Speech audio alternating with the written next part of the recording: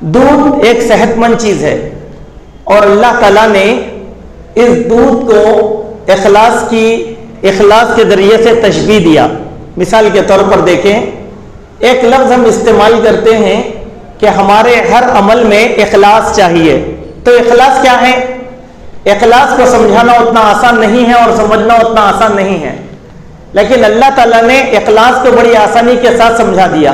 قرآن مجید میں کہا کہ تم جو دودھ پیتے ہو، پتہ ہے وہ دودھ کہاں سے آتا ہے؟ من بین فرس و لبن، کہ گوبر کی گندگی اور خون کی گندگی کے درمیان سے اللہ تعالیٰ دودھ نکالتے ہیں۔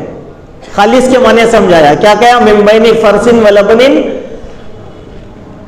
لبنن خالصا سائغا للشاربین، کہ گوبر اور خون کے درمیان سے مزیدار غذا فراہم کرنے والا خالص دودھ ہم نکالتے ہیں۔ دیکھیے، ایک طرف گوبر ہے اور دوسری طرف